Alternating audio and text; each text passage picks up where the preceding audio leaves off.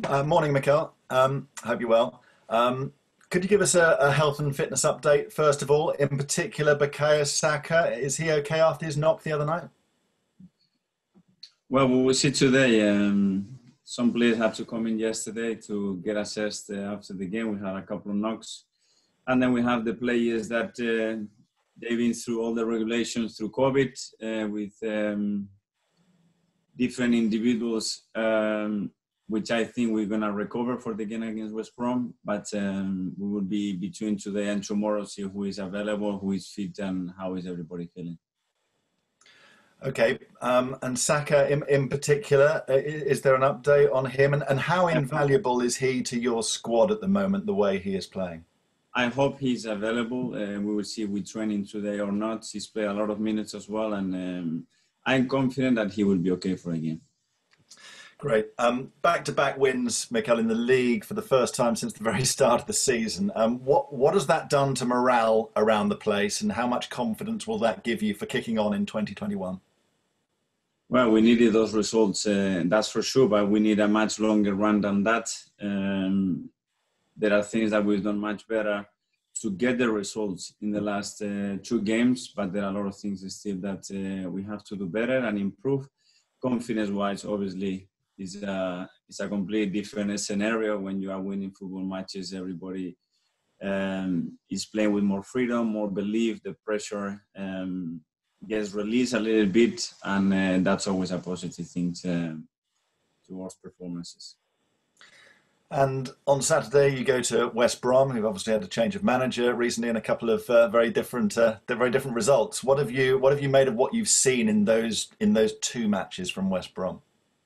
Well, 2 very different matches. The first one against Liverpool, when they had a really clear plan and they executed it really good. I think even going 1-0 down, they didn't really change anything at all. They knew that they were going to have their moments. They grow and they got into the game and be much more efficient in the second half and put Liverpool in trouble. Sam is very efficient at what he does. He has his very clear philosophy of playing. He always picked up results.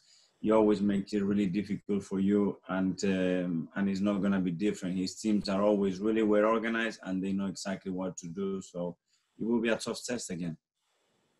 Okay. Thank you, Mikel. Thank you. Gail from Sky. Morning. When I spoke to you, I think a couple of weeks ago, you talked about beginning to feel the pressure. 2 wins, 2 very different performances, and you kind of looked and sounded like a different person. For yourself, has that pressure lifted on you? I think it's lifted on everybody, but it's not... honestly, the external pressure, of course, we understand. And most of that pressure is coming through that willing to do so well and disappointing people more than anything else, and just trying to find ways to improve the situation as much as possible. Sometimes in this game, it's difficult to explain the reason why you lose football games, and sometimes doing much better than the opponent, you lose it, and sometimes when you don't deserve that much, you still win football games. It's what it is, but what it was clear is that we needed to win games to release that pressure for everybody. We've done that, but it's still a long way to go. You learn a lot, don't you, about your players in maybe tougher times, and Saka for you has been brilliant throughout the last 2 games, man of the match. What's he like? How enjoyable is it to have a player like that to coach? Is he one of these players that wants to soak up the information? Is he just desperate to be out there all the time and learn?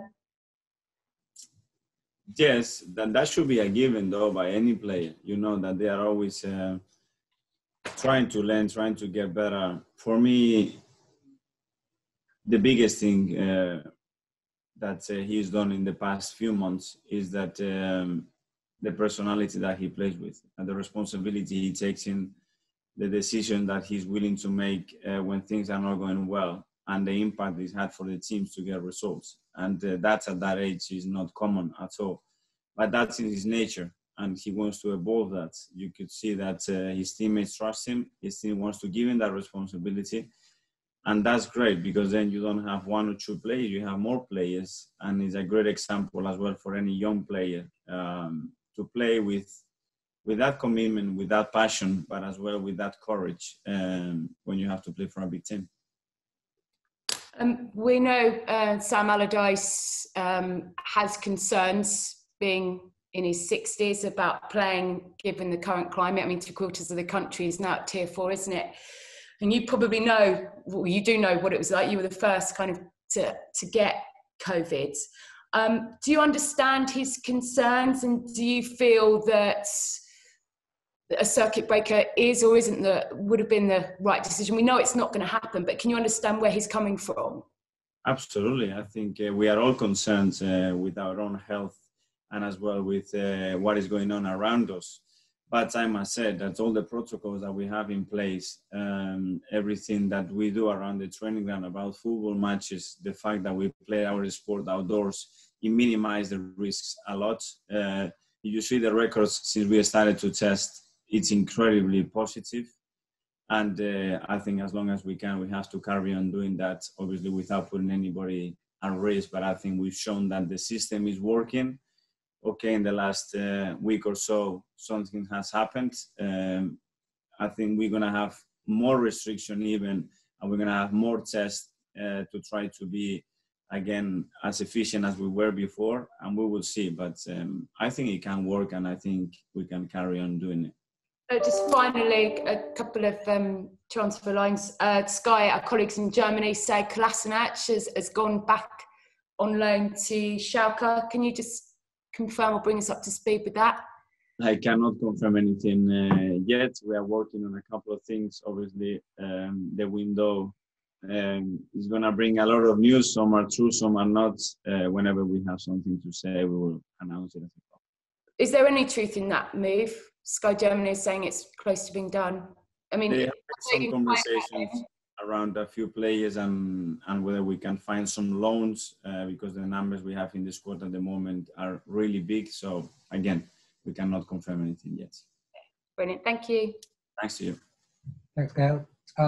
Ian from TalkSport. Hi, Mikel. How are you? I'm good.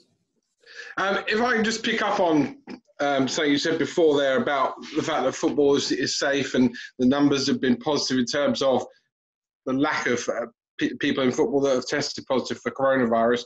Do you think that going forward it's important not only for footballers and for clubs to keep going, but also for the mental health of supporters to be able to see games? And that's why another reason why football should keep going. Well, the importance of football in these societies is massive. I think when you ask around and you talk to people what it means to have football games in this difficult period for everybody when there is not so much to do, I think it's really, really important. What we have to do is just try to do it in a safe way, as we have been doing recently. And if we carry on, I think there are many, many positives to it. In terms of you, what a difference a week makes. 2 victories over Chelsea and Brighton. You're a very different man to be speaking to a week ago. I mean, football does that to managers, huh? I am the same man. I am obviously happier and more released. But results in this industry change everything. And the perception is completely different when you win matches. And we all know that. And we needed that. And yes, Ian, I am happier.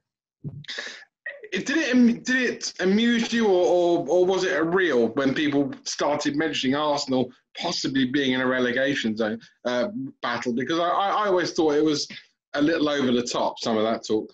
Well, but when we lost the games that we did and you are in the position, you are in the table, at the end it's what it is and you have to accept. And there is nothing worse for me than try to run away that reality. And for me, the worrying thing, well, it was the way we were losing football matches and the reason why we were losing them. And that obviously brings a sense of fear that, wow, without them doing nothing, they can still beat you, you know.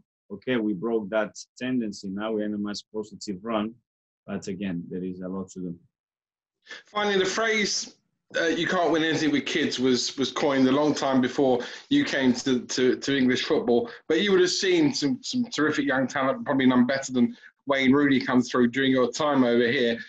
You're now trusting in young players. You know, not only Bukayo Saka, but Emil Smith-Rowe and, you know, Joe Willock and Eddie Nketiah's been in and around the team. How important is that for you that these young players now, you know, in 2021 really kick on and show what they can do and repay the faith you've put in them in the last week? Well, we know that our club has a history to bring players through the academy. It's in our DNA. We want to keep doing it. I think I've done it since the day that I came through that door. But they need the right process. They need the right players around him, and you have to respect the timing of the development. There is nothing worse than rushing those players when they are not ready. If they are ready, they respond. Keep doing it. Then you don't have to hold them back because you know the energy, the passion, and what they want to do. Let them run, sprint, and do whatever they want. But they need as well. 11 kids, it's impossible. When you have the right mixture, and then these kids start to become more senior players and they have a little bit more experience and then they are in a good development phase, let's go for it. But we have to be cautious with that as well. Happy New Year, Mikel. Thanks. Happy New Year. Thank you. Nick from Haters. Hi, morning, Mikel. Just to pick you up on one of the subjects Ian was talking about there, presumably at the start of the season, the target was Champions League football via the Premier League. Then you find yourself struggling at the bottom. Now you're picking up results again. What would represent a successful season for Arsenal now? I never got that far. For me, the important thing is the next match and how we do that. And if we can get a result there and how we get that result. What is our performance, how we are evolving. And when you don't, okay, the things that we have to improve, and see how people react when things are not going well, because it is a real assessment for your squad, for your staff, for the players and as a club. And we've been through a lot in the last few months, some really positive things that we have been able to change, some achievements that we didn't expect to have, and as well a lot of disappointments recently in terms of results. For me to plan, and in this world, what is going to happen at the end of the season, what is good or bad, it's impossible to say. We know the aims for this football club when you win every competition that you are involved in, and it has to be nothing less than that. But as well, we have to understand the context that we are in, respect that, but always have the mentality to change it as quick as possible. Do you see any similarities to last season? I know that you came in this sort of time last season, but it seems like you're picking up a team now where results were going badly, and now there's a bit of a lift going into the new year. Is that similar?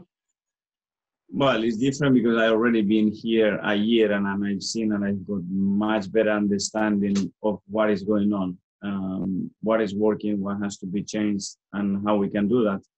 But the challenge is not very different, and I think we know better how to do it, I think. Okay. Just before I hand over to Charles, Happy New Year. My New Year resolution is to live healthier, a better life, and to not ask so many boring, obvious questions in press conferences at seasonal times. Have you got a New Year resolution, perhaps away from football? I wish you all to be healthy, to be as happy as you can, and you are free to ask the question because it's your job, and I will happily respond when I can. So you've got no resolutions for yourself in your own life? For me, honestly, it's the people around me that are healthy and safe. That's all I can ask. I'm privileged to do what I do and happy with what I do. So I cannot ask much more from my side. Cheers. Best of luck. Thank you. Charles from goal. Okay, I'm not sure I can follow that now, Nick. I just wanted to ask about Reiss Nelson. I think his last appearance was on December the 3rd, and he was 19th man against Spurs, and we haven't seen him in a squad since, but he has been training. What's going on with Reiss at the moment? Yeah, he had a little niggle. He's not been feeling 100%. He had a muscular issue. He's been in and out of training. He's not been 100%. It's a shame because I felt that he was getting into his performance levels. He started to have some really good games, and he was starting to build that momentum. And this little injury stepped him back a little bit, but I think this week he's been much better. Yeah, because I remember after that he scored in Molde, didn't he? And you said he'd had a click, and you're full of praise for him then. So I think people have been assuming possibly this might be something to do with a January transfer or something like that you haven't been using him, but that's not the case. Probably it's my mistake then not to clarify the situation and what was happening. But yeah, he's not been 100% fit. That's the reason why he's been out and he's not been featuring around the squad. Okay, thank you. Given the sort of size of the squad and the issues we know you've had there, you've mentioned it earlier, is the focus going into January now certainly getting players out before you can really even think about getting players in? Well, we have a large squad. We knew that, and a lot of things that should have happened in the summer, we cannot accomplish them for different reasons. There are some players that are going to go on loan and they are going to leave, and that's a priority at the moment because we cannot sustain the numbers that we have in certain positions. We are looking to do that, and then we will see we have the right opportunities in the position that we need some more help. We are working with the club to try to address them. And in that, sort of potentially bringing players in, given where we are in financially and things like that, would loans be more likely than permanent this month? And is it important if you do bring someone in that it doesn't stifle the development of a young player like Emile Smith-Rowe, something like that? Yeah, we need to be careful with that. Obviously, financially, it's not only us, it's every club in the Premier League that has been hit with big numbers.